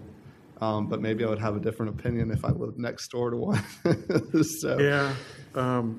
Well, Luke, if you don't mind me asking, in the city of Charleston, have you run into... Okay. No, it was only with a county project that I had the issue. Now, I guess I'll take that back. I wouldn't say that it was an issue. Like the city of North Charleston has very similar requirements as well in terms of shielding light sources, but I've never run into it, obviously, with rope lighting. I don't know of anywhere around here that may have that. I could be wrong. But. Adam, do you know if the North Charleston requires this type of lighting to have some sort of... So it's not necessarily to encroach upon your neighbor, but mostly right. And so it's not a reactionary thing. I mean, this type of lighting is mostly used specifically in proximity to outdoor seating areas. So would this just be in a residential application? No. This is just commercial application. Just commercial application? Yes. Section 9. Yeah. So clearly there's been a problem because you're bringing this up, or you anticipate a problem. Why are we changing this? I'm just curious. Do you know if we've received direct complaints on it? I think the issue is our ordinance says that site lighting has to be shielded, like Luke is saying, and when you have these rope lightings, they're not shielded. So the idea was to try to codify that even if it is rope lighting, it still has to be shielded because it is lighting, so that we don't have to be consistent with the rest of the ordinance. Where the shielding regularly is like the parking lot pole-mounted lights, where there's a cutoff along the perimeter of the property where you shield it so that you have no more than half of a foot candle spilling out onto the adjacent property. That's where that light pollution. But when a light is high up on a pole, that's where the light pollution can really become a problem. Can we somehow differentiate between that candle unit? I mean, if I'm thinking of the right, these rope lighting, they're not very powerful. They're not very. I tell you what, why don't we do this? Let's do some more research on this. I feel very comfortable. I'm pulling this one, if you don't mind, from the group, and let us do some more research on it. I know that in the urban areas, it can be aesthetically a benefit, Adds to the ambiance. It adds to the ambiance, right? And I don't want to get into the business of like shielding every single light source there is, and then we're trying to prevent the blinding and the light pollution along the periphery of the rural areas. So let us look into this more. Maybe it gets shielded in the rural areas and it's not shielded in the urban areas. I don't know. Or maybe it's a wattage thing. Maybe it's a foot candle thing. Because like in my mind, I think that, I'll extrapolate this further. Like at what point then do you start to regulate light coming out of windows? And, it can get really convoluted very quickly. So. Let me tell you, in the business world, as you all know, they will figure out a way to draw attention to the business. Whether it's neon lights and I'm not blaming them. I'm not blaming the businesses for it. I'm just saying that is if there's no regulation, then you have a whole different. You don't have the same Charleston that we have here. We have the big city problem. So, but these seem to be like an accent lighting, not a primary light source. Yeah, let us work on some parameters for it that make sense because I'm. Personally, I think that some of this should be allowed just for the reasons we spoke. May I say, though, that I would encourage you to differentiate for sure between the rural and the urban. Yes. I mean, we would love to. I know about your problem. We would love to pursue dark sky. We probably won't be able to with all the development that's been approved in Allendale so far, but anything we can do to reduce the light pollution would. Yeah, I get it, yeah. Okay, so that Yeah, that section's- one we will take off. We're deferring that section. Yeah. All right, so the next set of amendments will cover a variety of different subjects. So the first one we have are amendments to Chapter 3 regulations. Here we are looking to limit power poles to 60 amps in residential zoning districts where no dwellings exist or are proposed. And then we are also looking to update the ordinance to reflect that the zoning and planning director no longer assigns or changes physical addresses. This is now a function of the GIS department and Consolidated 911 Center. Any questions? All right.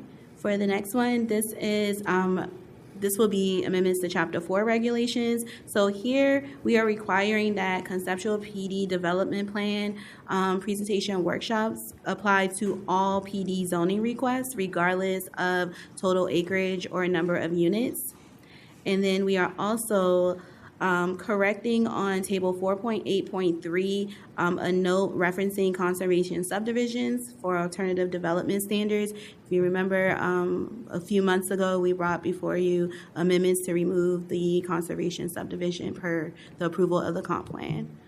Okay. And here we are.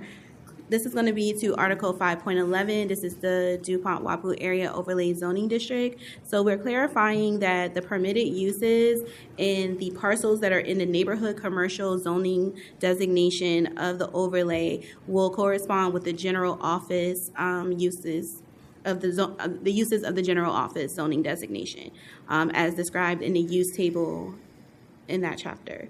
And then we are also clarifying that single-family detached dwelling units that are in the job center district of the DUWAP overlay, they are to comply, the setbacks will comply with the urban residential zoning district. And, Just allow me to sit inside of that What was that? Where is that? Place called Bag and Magic, and it's their production bakery. You can also go buy a bag or something there, but you can't eat inside because it's zoning. It's a really ridiculous consequence for policy. So you get to dip everyone sitting on the parking lot.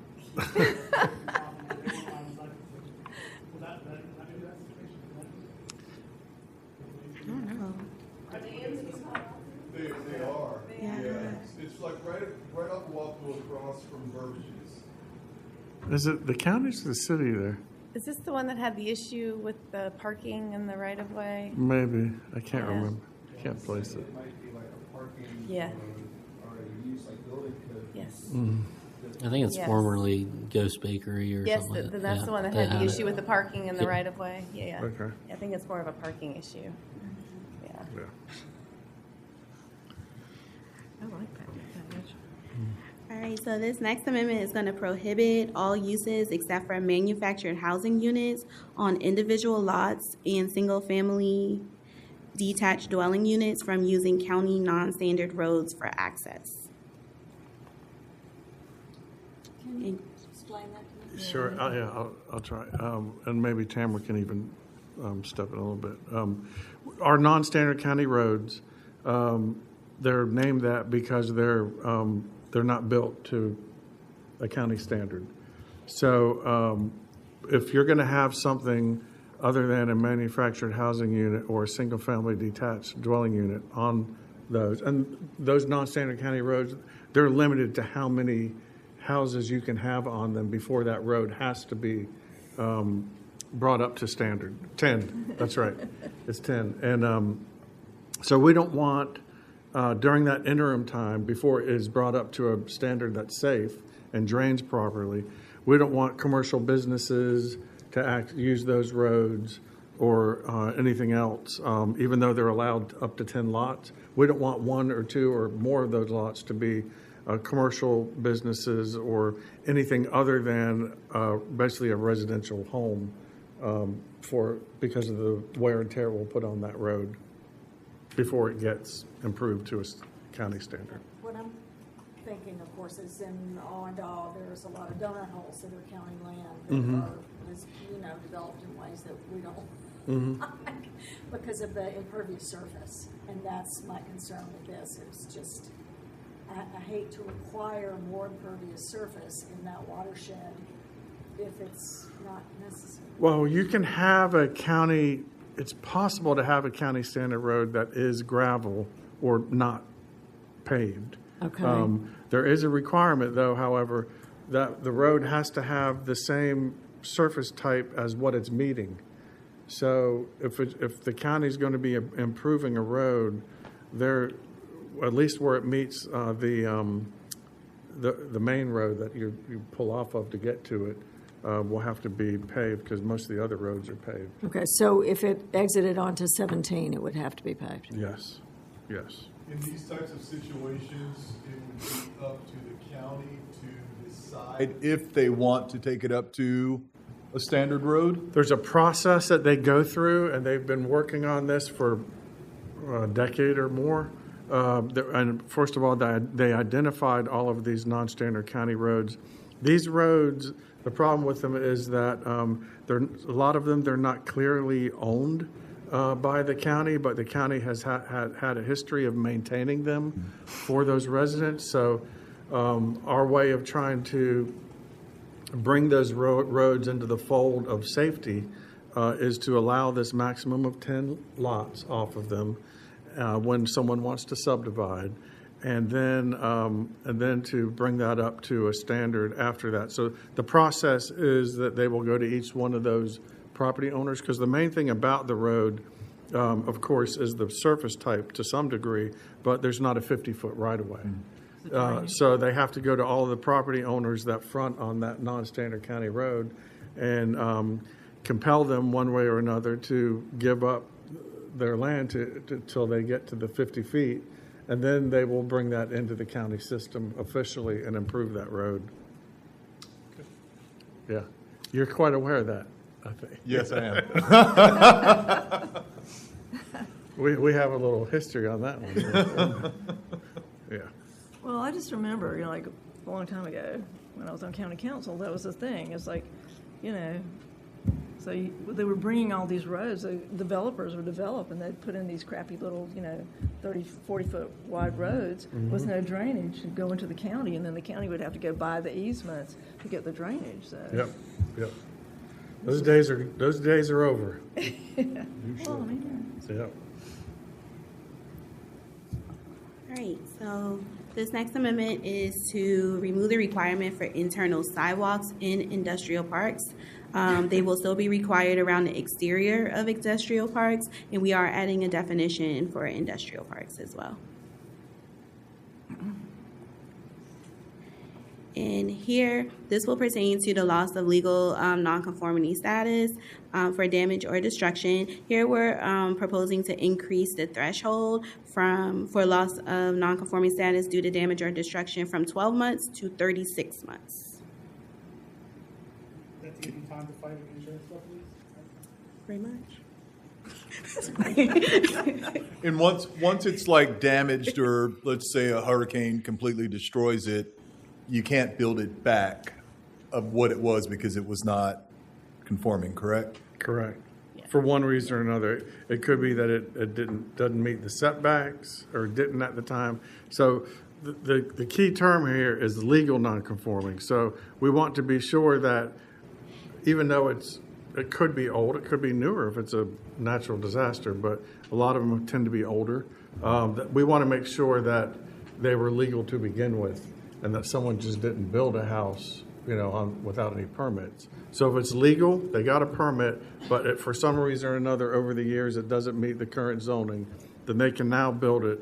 They now have, if this passes, 3 years instead of 1 year, which is much more realistic in today's world, because if something burns down, especially if there's a natural disaster, just to get through the process of insurance companies and family members and everything else that goes along with something like this, then it gives them the opportunity to build it back. Okay. Right. Yeah. Madam Chair. But So just as a matter of interest, so we're going to 36 months. What is it in the city of Charleston and some other jurisdictions? I think that theirs was 36 months. I think because it was we used too. it in one of our zoning districts initially in order Yeah. by following their lead. Yeah, I think you're right. Yes. Yeah. It wasn't that random or arbitrary. It was based on what we had been seeing in other jurisdictions. There were a couple other things we changed recently to 36 from 12. It was other than this. It was this, but it was in some of our overlay districts. Oh, that's right, it was. Yeah. Okay, thank you. Yeah. I'm just curious, what did y'all do before this? People would apply for extensions?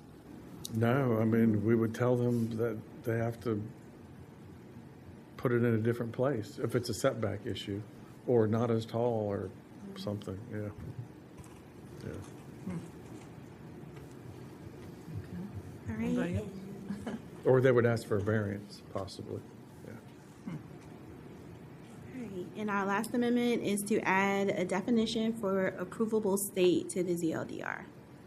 And this is, Kent left before we were able to bring this forward. If you remember, Kent, this was one of Kent Prowse's things. So we'll get him to come and present it to council. All right, so then prior to today's meeting, we could receive one comment, which was in opposition to the pedestrian ways within the industrial park.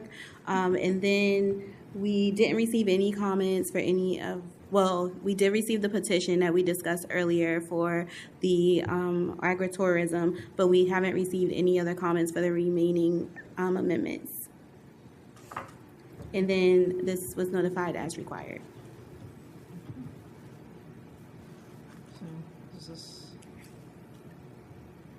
So this is just the text of the other stuff that we Yeah. go through? Okay. Yeah. All right, so anybody else have any discussion? Questions for staff? Okay, so we need a motion to approve the whole package except for that section on site lighting.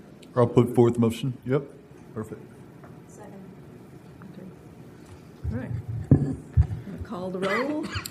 Commissioner Davis? Aye. Commissioner Lezane? Aye. Chair Floyd? Aye.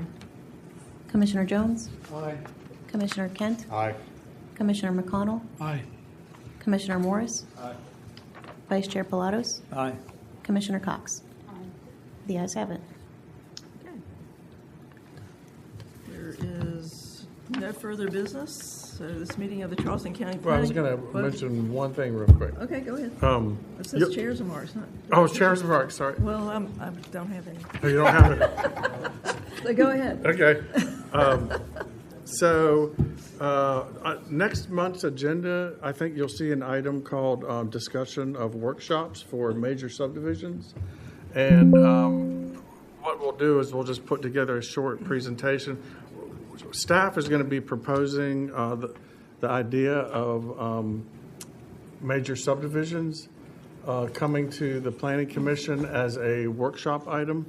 We would still retain, as the ordinance says, and as the Planning Commission and County Council gave the staff the authority to approve subdivisions administratively on behalf of the Planning Commission, and that has worked really well, I think, over the years.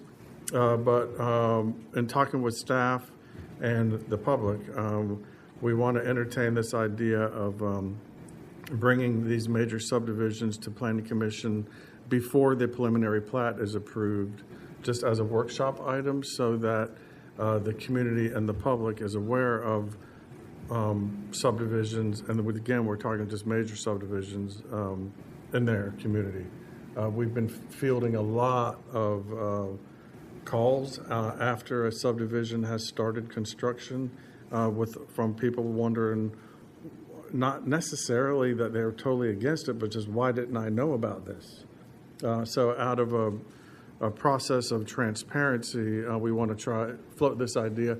We won't necessarily have a draft ordinance for you to look at, but just maybe have a discussion item on the idea of it. Yeah, that's all. Can I ask you a question about that? Yes. So would planning commission have a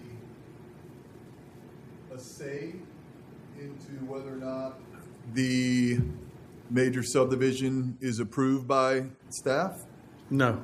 It would just be to hear Yes, about it would just be for information purposes. Okay. Yeah. But it's already something that's available by right to the developer. Right. so- Okay. This is just for information. Public information, Public putting it information. out there. Yep, Okay. exactly. So- And there might be good constructive things to come out of it that the developer can discuss with the community as, tweaks that he can make to it to make it on voluntarily, more than likely, because if it meets the ordinance, we're gonna be approving it from a staff point of view. Right. Does it slow down the process? It will, slightly. Slow down the process, yeah. Well, let's hold on a second before we say that.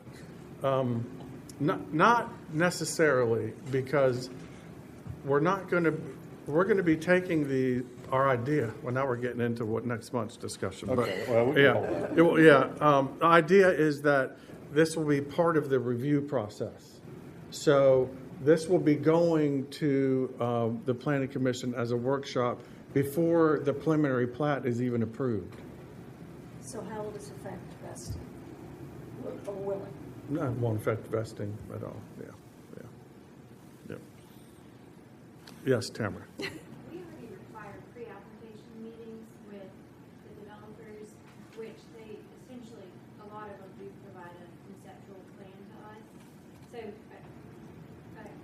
I guess my thought would be is that this would come before they even submit an application. That way their process doesn't get slowed down. It would be before they actually submit a preliminary plan.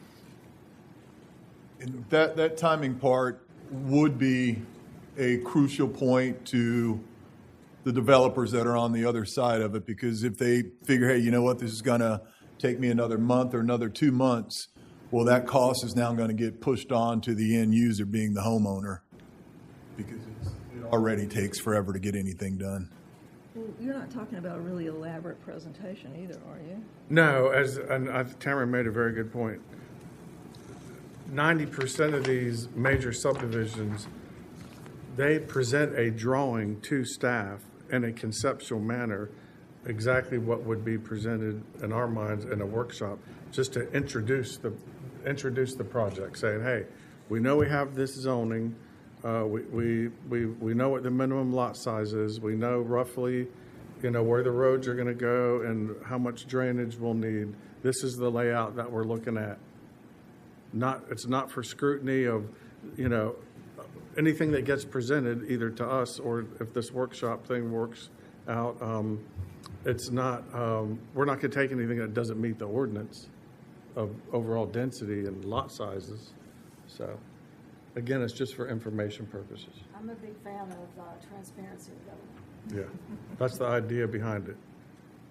So would they be required to do the workshop? Mm-hmm. Yeah. Would there be a notification requirement as well, neighbor's property? Yeah.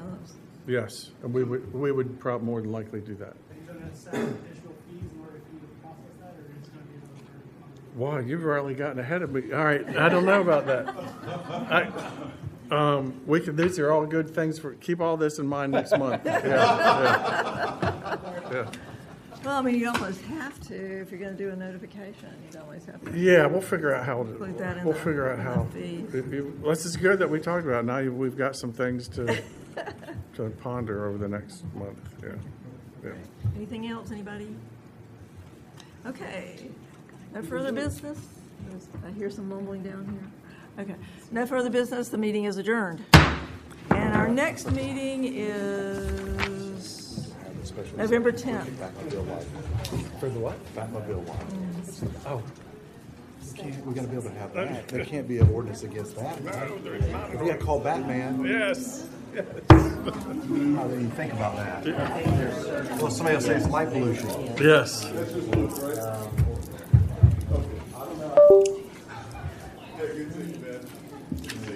Well, what do you think? Pleasure seeing you. You happy?